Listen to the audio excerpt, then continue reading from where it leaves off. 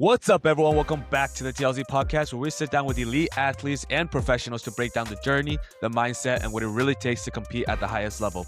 As we always say here, when you train your mind, you change your game. Before we get started, if you enjoyed today's episode, make sure you hit that like button and the subscribe button down below. Show the support for the channel. It truly helps the channel grow. Also, don't forget to follow us on our socials at the TLZ podcast to stay up to date on upcoming guests and highlights. Now let's get into today's episode. Joining us today is one of England's most promising women's singles players, a rising name in European badminton, who has been steadily making her mark from junior success to the senior international stage. She started badminton at a young age and quickly progressed through the English pathway, representing her country early and developing into a full-time high-performance athlete. Known for her discipline, work ethic, and fast-paced attacking style, she has already gained valuable experience on the international circuit and recently captured her first national title for women's singles, a major milestone in any English player's career. Still early in her senior journey, she represents the next generation of English badminton with ambitions to compete at the very highest levels in Europe and beyond. Welcome to the podcast, Leona Lee. Thank you for having me. Of course. Thank you for coming on. We really appreciate it. I'm pretty sure you are the very first international player that we have on. Yeah, when I saw Instagram, I was like, I'm the first English player. It feels good to be the first one. Yeah, it's very special indeed. And, hoping in the future we'll get even more, but it's awesome to have you on first because, recently you were crowned national champion for women's singles, right? Huge congratulations for that. Thank you. Yeah, very happy with the win, actually. So, yeah. Definitely. I think it was a huge milestone, especially, I think, given your history, right? You've been to the finals for that tournament 2 times. Yeah, last year. Unfortunately, weren't able to compete. I know. And especially because last year I played Freya in the final and this year I played her again. So it was quite good to get the revenge. And obviously me and Freya, we used to train together a lot and I obviously played her a lot. And we both know each other's gameplay. We know each other's style. So playing her in the final and getting the win, I was really happy, a really proud moment for me. Yeah, definitely. And you did it in 2 sets too, right? Even though the second set was a little closer. But yeah, it was especially in 2 sets. Having to come back as well. So yeah. Yeah, definitely. We're gonna get a little deeper into that in a little bit, but I do want to start from the beginning because you have quite a special start, right, with your dad. How did you actually start playing badminton? So I first started when I was 7, and my dad used to be a coach. Well, he is a coach, but he used to coach when I first started, and he likes coaching a lot of young players at the time, and I was sort of just spectating in the sidelines, but then I saw that his players were winning a lot of tournaments and getting medals. So I just thought, I want to do the same thing. And I started playing at 7 and then continued from there. And I played with my sister as well. She used to play with me.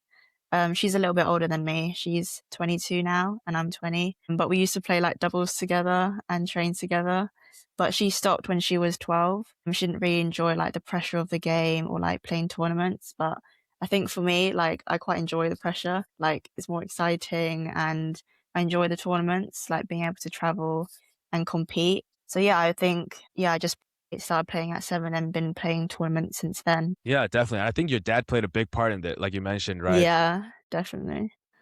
And in the previous interview that you did, you mentioned you also were doing swimming too at the same time, but eventually you chose badminton. Why did you make that decision? I think I started swimming when I was 5, and then I think stopped swimming around 8 or so. Obviously swimming is just an essential in life in general, so I just did swimming and I was quite good at it. My dad also did coach me in swimming, and I did a lot of lessons, and then I sort of reached there's different caps in the swimming lessons and I reached the highest. But then at the same time I then did badminton, and I think when I started reaching higher level in badminton, I sort of was I haven't got enough time to do swimming as well. So I think I just enjoyed badminton more and then just wanted to pursue badminton after that. So Yeah, definitely. And I'm very curious about your dad because you mentioned that he's not a professional, he didn't start out as a professional badminton player, right? So how is he able to have the ability to coach these young players and also, especially for you, right, coach you into a national champion? He started when he was 30, so it's he literally was just a social player. But I think he was really passionate about the sport, so he honestly every day he was just researching, just finding things to improve me or things that can help me just become a better badminton player in general. Yeah, he just was so passionate about the sport that he wanted me to just basically be the best player I can be. Yeah, definitely. And I think especially as a dad, right? The dad part comes in as Yeah, well. And he really wants you to succeed. And yeah. but throughout your career, did you ever have a changing coach or has it always been your dad? So when I was, so from when I was young, and then when I finished school, I trained at the National Badminton Centre full time for 18 months. And then after that, I left and then gone back to my dad. So yeah, I did train with England for 18 months at the time. So yeah, it was just my dad, and then basically the badminton England after. I see, I see. And does that mean England has their own like national team? Yeah, so they have a whole national badminton centre and hold like team in Milton Keynes, which is not too far from me actually. And basically, yeah, so if you want to train there full time, you go to the national centre. I see. So is the national team like funded by the government or how does it work in Yeah, England? so you get funding for your tournament. You get like a pot of money sort of thing. And then you basically, each quarter of the year, you get amount of money and then you basically spend on any internationals and tournaments that you have to pay for like hotels, flights and everything. So yeah, you get funding. And there's also like GB funding, so like UK sport. If you're, reaching like if you're like going to go to the Olympics or like have what's the word,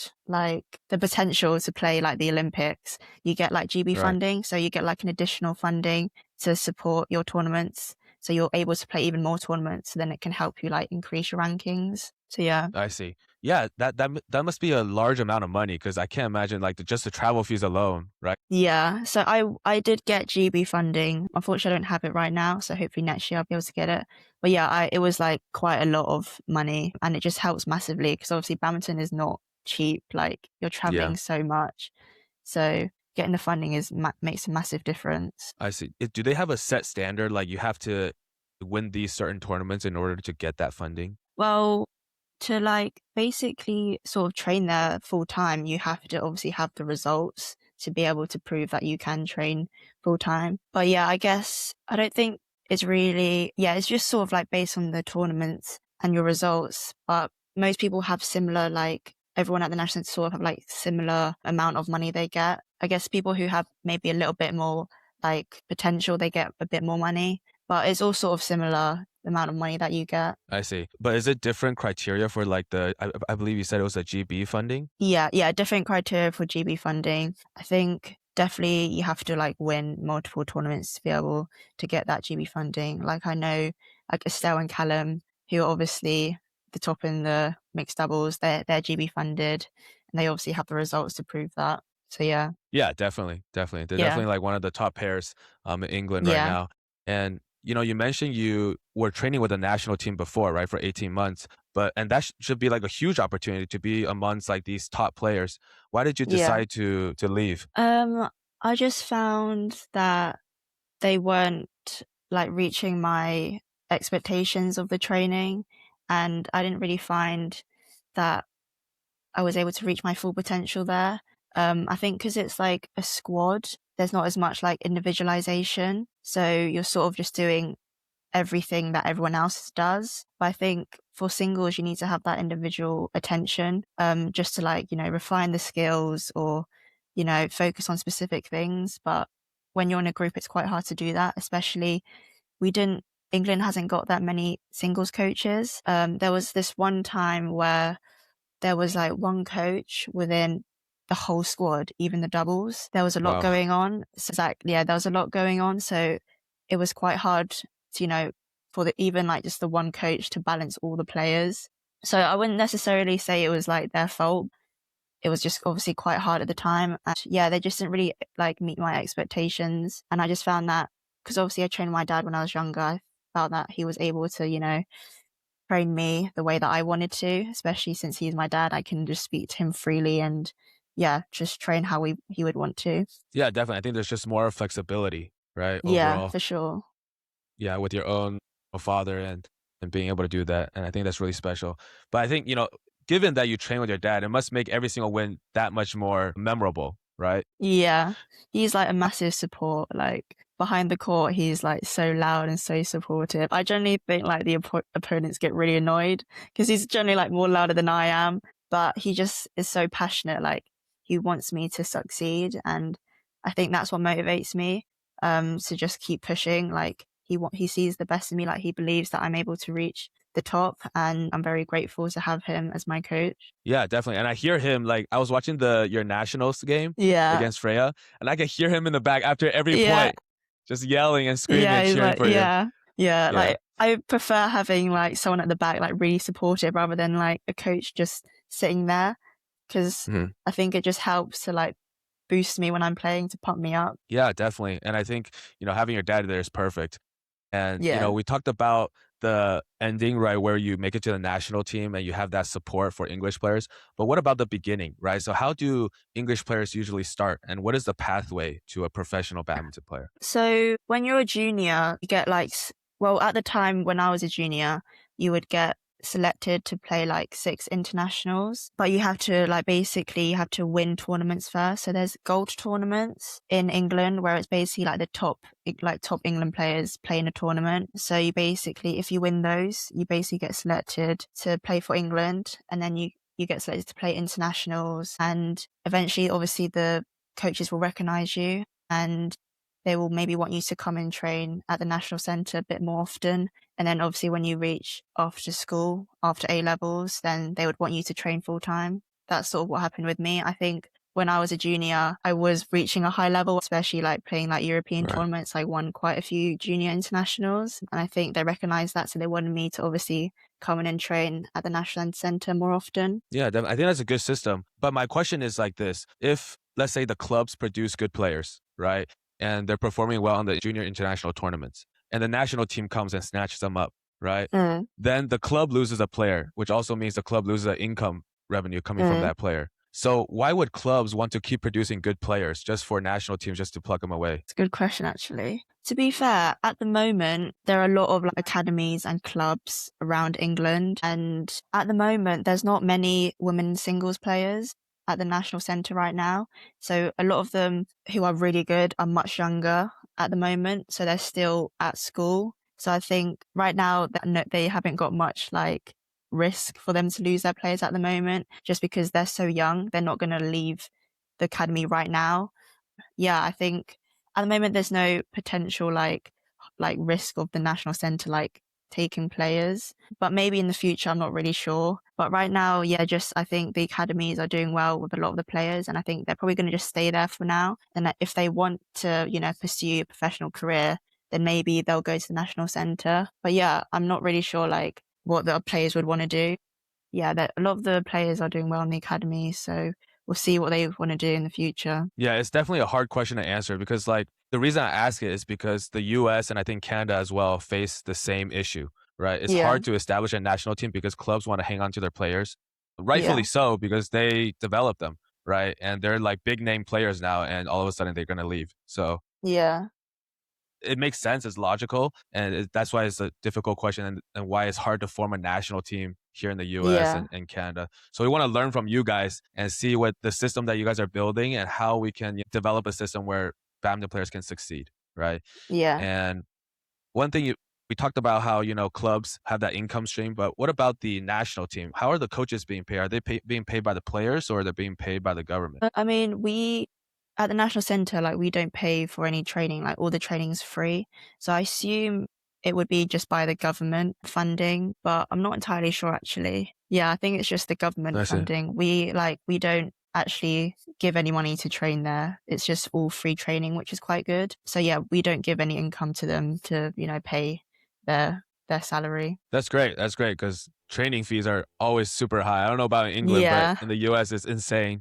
Yeah, I've heard about the US. It's crazy. It's not as much here, but yeah, it's definitely not as much like here. Yeah, people pay crazy amounts to train over Yeah. here. And I am curious about the education around the Mm. training, though, because I think for a professional player to really develop, at one point, you're going to have to make a decision, right? So, what does that decision look like for English players? So when I was younger, like before I left school, I obviously was focusing on my education as well as my badminton. And it is quite hard to juggle both. Like obviously you're doing a lot of schoolwork and homework, and then obviously training on top of that is really hard to juggle. But I always found that if you want to do badminton professionally, you sort of have to sacrifice one. And obviously, if you want to do badminton, you have to sacrifice doing badminton and not doing school. So after I finished A levels, I just stopped school and just basically just trained full time. But a lot of players now, if they do want to do education, they go to university, and there's a lot of like sport specialized universities such as like Loughborough and Nottingham. I'm not sure if you heard about them too. They basically are like badminton focused unis. Like they have a very good badminton teams. So a lot of them, after they finish A levels or college, they go to them unis to, you can train there, and they still have really good high players there to train with. And also, as well as getting a scholarship as well. Like if you're a good badminton player, you can get a scholarship, and then obviously it won't be as much. So yeah, a lot of players do go to uni now if they don't want to just, do badminton just by itself, to do education and badminton. I see. I see. Obviously education is a huge part, especially for parents, right? I feel like it's a Yeah. hurdle that's sometimes even harder to cross than the actual player themselves.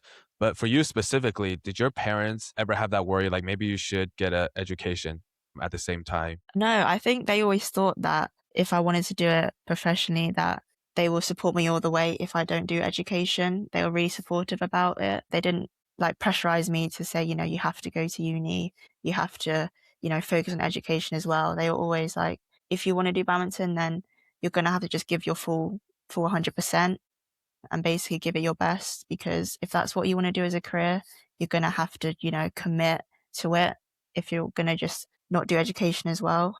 So no, they were really supportive, and yeah, I'm glad that they were. Yeah, definitely. And obviously they made the right choice because you're doing exceptionally well now, right? And it's just the Thank you. beginning because you're so young. Yeah. But I do want to know, like, because you're not in the national team anymore, so that means are you fully self-funded now? Yeah, I'm self-funded, so I basically just pay for all my tournaments now. You have to pay for all my internationals and travel and everything. So yeah, it's quite a big sacrifice for me to leave, but I just thought it was the best decision in the end. And hopefully, it will work.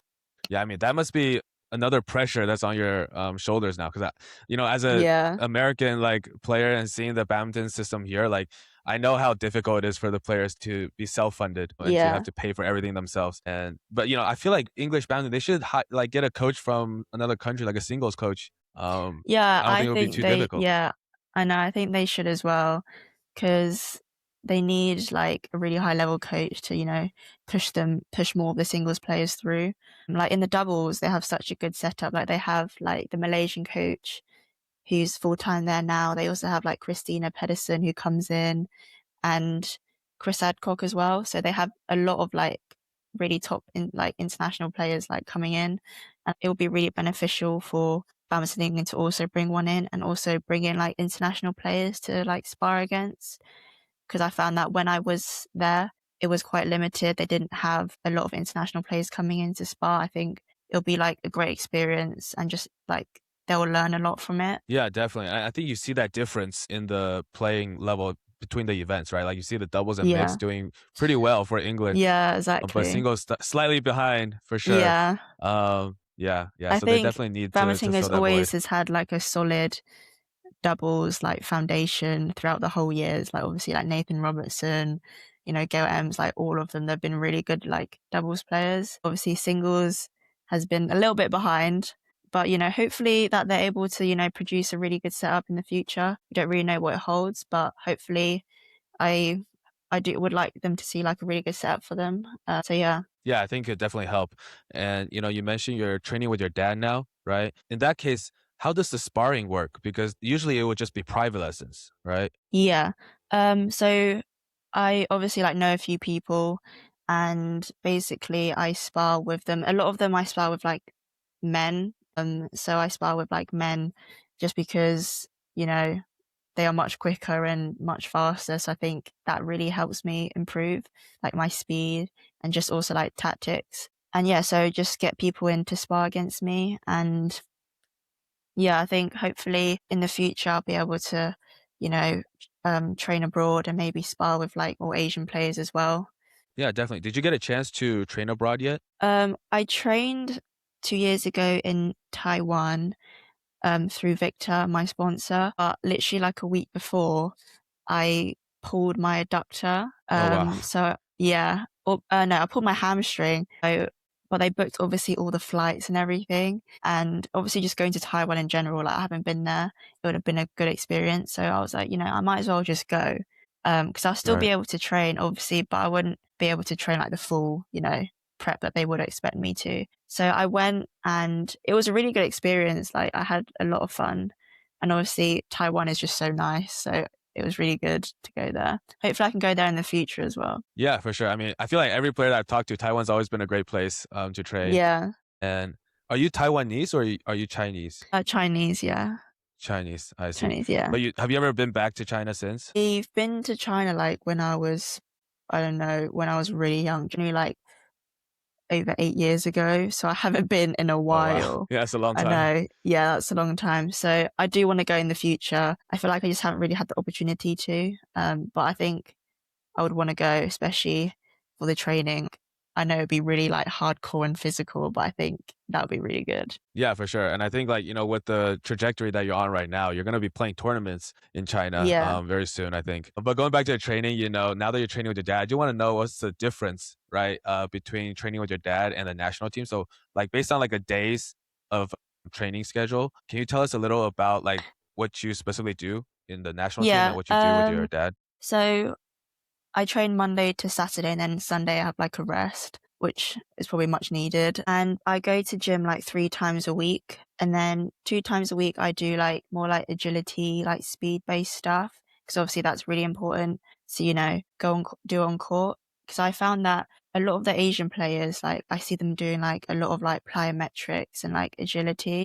I think that's what Mhm. makes them so like quick on court. Like they apply all that agility onto the court. It's not just always based in the gym. Like you can get stronger, but it doesn't necessarily mean that you're going to be fast and quick on the court. So Right. yeah, I sort of incorporated that into my training now. And then I basically train every day. The sessions vary. I like do match play or I just train with my dad and we do, skill based or like consistency. And when I train at the national center, a lot of it was just in groups. It was like 2v1 sessions, but also a lot of it was obviously you're like feeding as well. So there's like the feeding to work ratio was a bit like you're sort of feeding more than you're working sort of thing. And I found Yeah, that, obviously now I train at home, I'm basically working the whole time. So you're actually training more than I was at the national center. I But I see. did find that national center, it was very high, like intensity, like really like a lot of hard work, which also was obviously really good. And yeah, that's basically it. A lot of group work in the national center, but I train more like individual now with my dad. Yeah, and I think you made a good choice. I think it fits you very well, especially given, the special circumstance you have with your dad. And I do wonder, like, I think a lot of professional athletes do this, but do you watch footage of your opponents after each match? Yeah. So after each match, I do watch my matches. Even if I win or lose, I think it's really important to be able to, see what you have improved, like what you've improved within from the last tournament, for example, or like even from like your matches from like each, round. And also seeing like what you obviously need to improve on. I think that's the main thing, seeing like your weaknesses and then working on that back in training. And then, hopefully at the next tournament you can see the improvements. I also watch my like opponents before I play them, just so I'm prepared to see what they're good at or like what their weaknesses are. So I'm ready on court. So yeah, Yeah, that's great. I think that's like something that a lot of junior players, and I'm sure junior players in England as well, don't yeah, do is watching their film. For some reason, yeah, like the younger kids, they don't enjoy, spending the time to watch and analyze their own game. But I think that's super crucial, right, for any young player in any country, to watch film and to analyze, and see what you can do yeah, better and what you can train on. Yeah, that's yeah. a really good point. And you started playing more international junior tournaments, I think around 2021. What was it like to play your first international tournament as a junior? I actually like did my first international when I was like 10. So I was like yeah, I was really young. So for like the junior internationals, there's under 13 junior internationals. A lot of the England players, like even now, they all play like the junior under 13 internationals.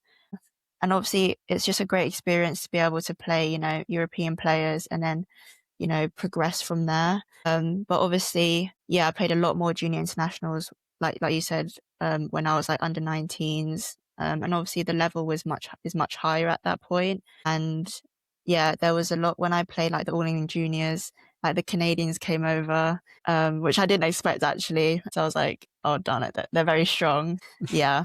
Yeah, I think that like the US and Canada, like these players, we should have like some international tournaments. Probably not in Europe because that's just so far away, but like Yeah. have our own little international circuit amongst like the Pan American region.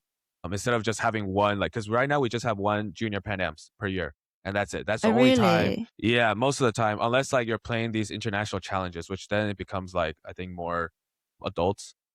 Yeah. But I think they should have some junior options for the Mm. top players. I think that would really help boost the level, just to have more Yeah. competition throughout the year, right? And I do want to know, like, because you had some opportunity to play around Europe, right, against these European countries. In which tournament did you feel like you could finally compete with like the best players in Europe? I think for me, it was last year, or like that was like a really important match. It was in the European Mixed Team Championships, and we played against Spain, and it was like a bronze medal match to see who would qualify for the Cinnamon Cup. And I played Clara Azamendi. I'm not sure if you know her from Spain. She was like ranked former 30 in the world, and at the time I think she was ranked 70. But I was around like 165, so it was like quite a big difference. And I'm pretty sure Yeah. like a couple months before, I lost her like really easily. So I sort of had like no expectations going into it because I was obviously wasn't the favorite to win. So I sort of just went in and was like, you've got to just give it my best. Yeah, I won the match and I think I was just so happy with it. And I think my teammates were like, there's a video of them like on the sidelines, like supporting. And like when I won the match, they went crazy. It was really good. And yeah, I think that whole tournament, um, I played all like the top European players and I produced quite a high level. And I think I was really happy with the progress there. So yeah. Yeah, I saw that match on the BWF website. Oh, But did yeah, that's you? a huge win for you. Yeah, that's a huge win for you.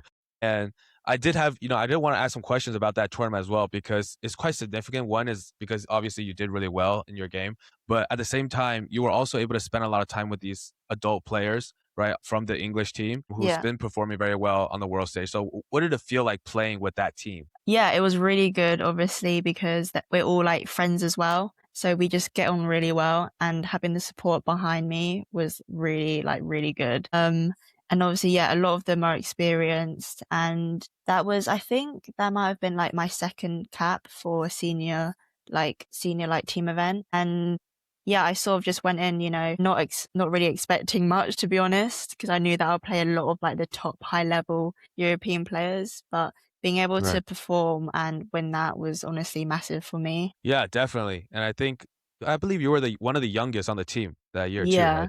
Yeah. Yeah, so were they like did the older players like I guess mentor you a little bit throughout the tournament? When I went to like go for my match and like warm up, Callum Hemming was like to me, just believe in yourself. And I think I kept saying that like before I was playing.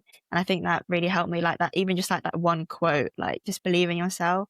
I think that really helped me like when I was playing. And after the match, I was like, oh, you're the MVP and all of this. And I think that boosted my confidence a little bit. So yeah. No, that's great. They're definitely great teammates. Having Yeah. Callum say that must mean a lot. And, Yeah. going back into some of the junior tournaments, right, before you made that success in the senior circuit, at the 2023 All England Junior Championships, you performed really well. You reached the finals for doubles at the time when you were still playing doubles, and singles, you made it to quarterfinals. Right? So how did that tournament feel for you? Because that's a major European junior tournament, right? To be honest, I feel like I wasn't able to perform my best only because it was just after when I finished my A levels. And during A levels, I sort of didn't play as much badminton just because the A levels is like the most important exams of the whole school year because it's obviously based on your grades. If you get good grades, you're able to go to the uni. Even though I wasn't going to go to uni, I still wanted to get good grades, maybe as like a backup, So I Yeah. still focus on that education a little bit. So I didn't really train as much. And then it was like a month after was when it was All England juniors. And I wasn't really able to perform my 100 best. But yeah, obviously it was like the first junior international in England. And just being able to, perform in front of everyone and be in the quarterfinals of the singles and play Jackie, who obviously is a really good Canadian player. It was really good. And obviously playing the doubles, I enjoyed doubles at the time and it was really fun. So yeah. Yeah, definitely. And I think you did pretty well given that you were still focusing a lot on the education part. And I was actually very surprised when I was looking through it. I saw Jackie's names. I didn't know Jackie went to go play the All England Yeah, like I Junior. was not expecting it. I was like, oh, I hope I don't play her. And then here she is. Yeah, yeah. I was very surprised you played. And, you were able to match up with these, see them again, these Canadian and American players at the 2023 Junior World Championships, right? And I believe England did really well that year for the team event, right? 2023, was that in Spain or was that in USA? That was in USA, in The Spokane. USA, I'm yeah. pretty sure. In Spokane, yeah. No, that was a really good tournament for me. That was in like October time, so it was a little bit after the All England Junior, so I was able to prepare a bit more. And in the team event, I think I played like every match, doubles and singles. So it was like a lot on my body. But being able to play all the top players, like we played Malaysia and I played the singles and I went to 3 sets and I was really happy with the performance. And just, yeah, I would think being able to play in that sort of arena, it was massive. And like adjusting to the hall because it was really drifty. And I'm not used to like playing in halls that big. So being able to like adjust to the hall and think of the right tactics, something, I guess will happen in the future as well. If I start to play more, world tour levels, being able to adjust to the hall and adapt. I think, yeah, it was a really good experience. And yeah, I just love the team event as well, having the team behind me and everything. Yeah, definitely. And it sounds like you were the MVP of that team because you were playing every single match, Yeah, by the time the individuals, I was like actually dead. Yeah, no, I can't imagine. Was that your first time in the US? Yeah, my first time. It was supposed to be in Hawaii as well. And I was like, no, it's in Spokane. I had no idea where that was. But no, it was good. Where is Spokane? I don't even know where that is. Let me see real quick. I think it's in Washington State. Oh, yeah. Yeah, it was supposed to be in Hawaii and then they like canceled, and then it was either Texas or Spokane, and then they chose Spokane instead. Are you kidding me? But I know. I was like, what? Yeah, horrible representation. Texas would have been better. At least better food, I would say. Yeah, I think I actually ate like Panda Express every day. Are you kidding me? That is so sad. I apologize on behalf of America. There you go. Yeah. Should have been in Hawaii. It would have been so much better.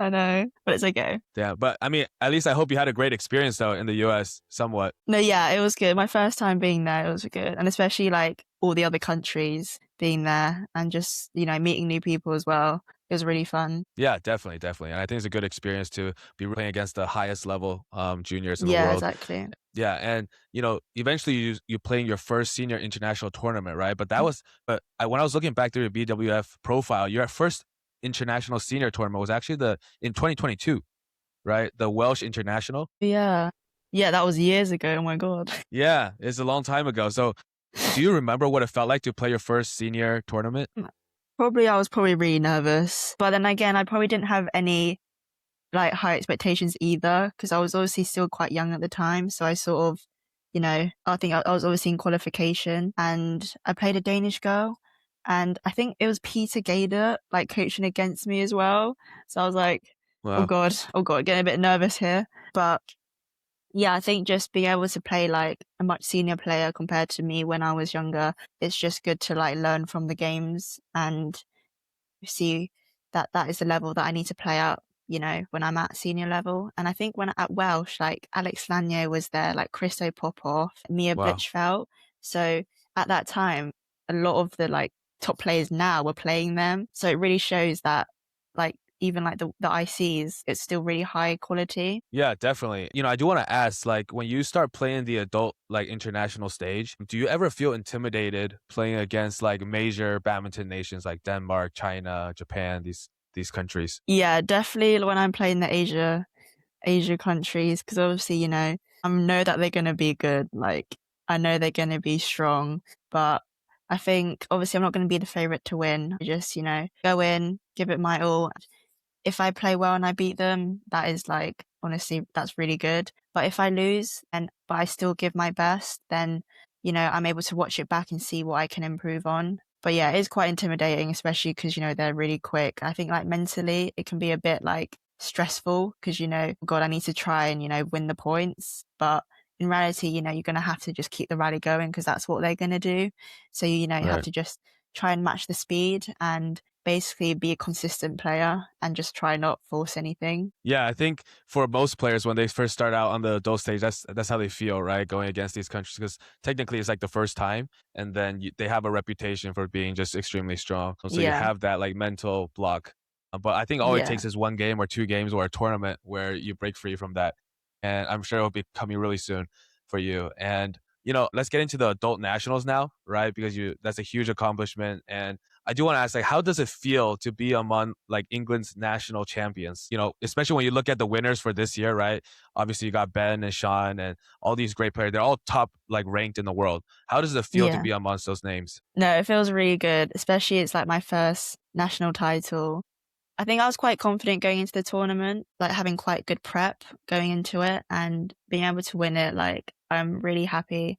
I'm really proud of it. And hopefully next year I'll be able to get another title. So, yeah. Yeah, definitely. And I do want to dig a little deeper into the final match, right, against Freya, like we talked about before. What was your preparation the night before? So obviously it's a like 2-day event. So on Saturday is the round 16 and then quarters. I had a bye because I was number 2 seed. And then obviously Sunday is semis and finals. The day before, I played a girl in the semis that I didn't really know. So I sort of just went in the day before thinking, just analyze her a little bit. And obviously Freya in the final, I know how she plays. I played her before. And the hall was incredibly slow.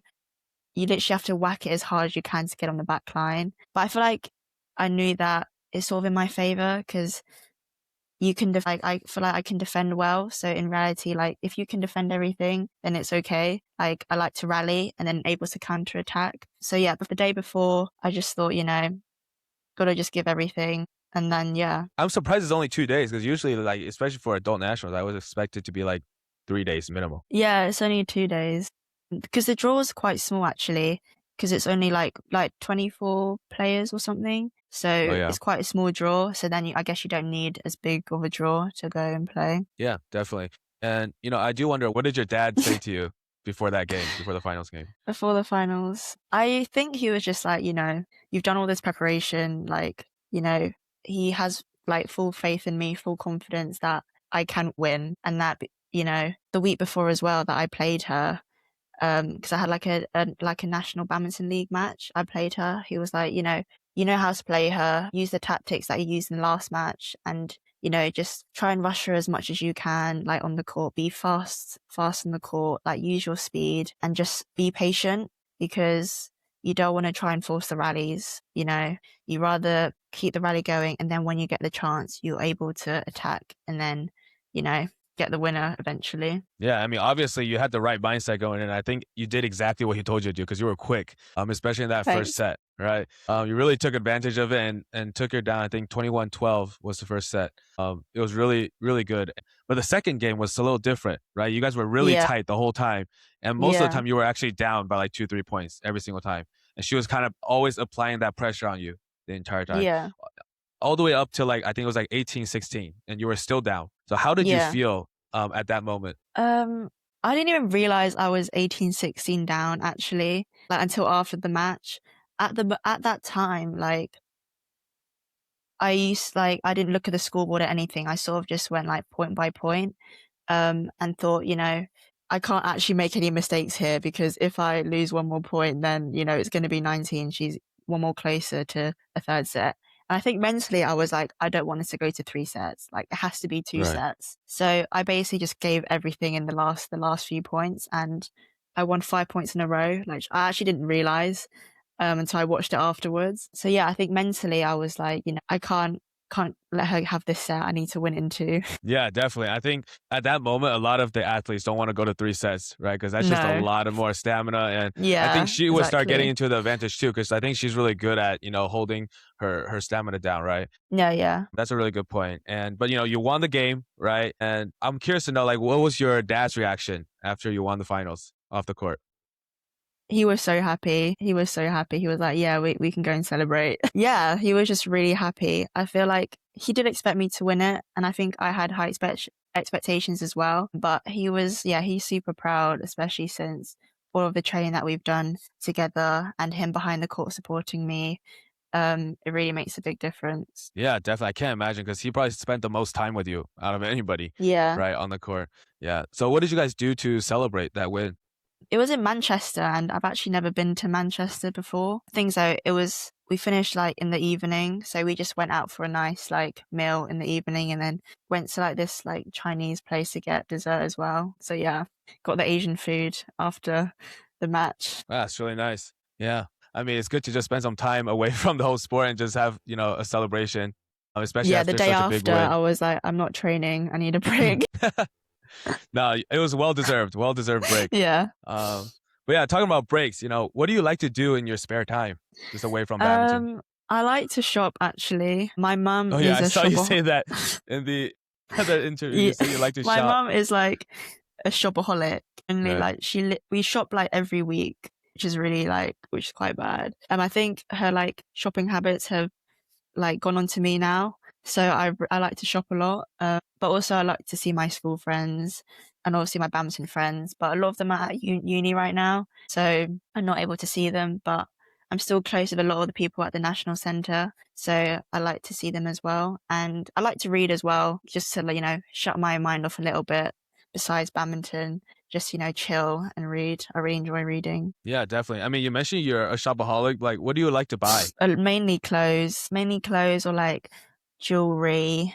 Yeah, mainly clothes to be honest. I have like an ottoman bed, and the whole like bottom is just clothes, which is quite bad. Wow. At least your mom has like a shopping partner now, right? Yeah, but my dad complains all the time. He's like, "Why do you need all of these clothes? You're not gonna even wear all of them." Which is it is kind of valid to be fair, but you can never have enough clothes, That's right. That's right. You can never have enough clothes. And to be honest, you're supporting it too, because like with your national win, I'm sure your dad be making more money coming in, so he'll be able to support all the shopping that you guys do. Yeah. Great, great. As we're wrapping this up, I do want to get like a little broader view of how you view badminton England right now. So, what do you think badminton England can improve on to raise the level even more in the country? Like we spoke about before, I think getting international coaching, just they can provide more like information of players in Asia or other European players. I think it'll be massive for them to bring in like an international coach, or as well as like international players, to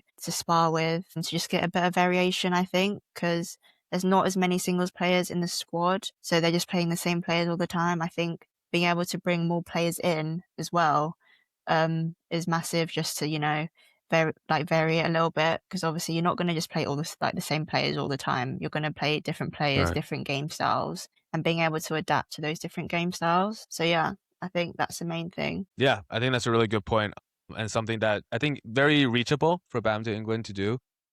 Yeah. And yeah, I think that's a really good point, and I hope they make that change. Yeah. And talking about you though personally, what is your goal looking like in the coming 3-4 years? I know 2028 LA is coming up. Is that on your mind? Yeah, that's definitely on mine. That's definitely one of my main goals, to be able to compete in the LA 2028 Olympics, and as well as just increasing my ranking and being able to play like the World Tour Series a bit more. I want to be able to play the World Tour Series. It'll be an incredible experience to play all the top Asian players, the top players in the world, and definitely just to win more titles in general. I want to be able to win like the senior titles. Yeah. Yeah, definitely. I mean, do you have any World Tour Series tournaments coming up for you? No, at the moment I'm playing more like the IC level, IC level. So next month I'm playing Poland IC and Portugal IS. So hopefully I'll be able to perform well there, and we'll see how it goes. Yeah, and we'll be watching you now and paying attention and cheering you on. Good luck on your future tournaments and all the things that you're going to be working on. And yeah, we'll be watching on the sideline cheering you on. Thank you so much for coming on again, Leona. Appreciate you giving us Thanks your time. for having me. Thank you guys so much for watching. That is the end of the podcast for today. Make sure you guys click the like button and the subscribe button down below if you enjoyed today's episode. Make sure to show that support for the channel. And of course, make sure to follow us on our socials at the TLZ Podcast to stay up to date on upcoming guests and highlights. Thank you guys so much for watching, and we'll see you guys next time. Bye-bye.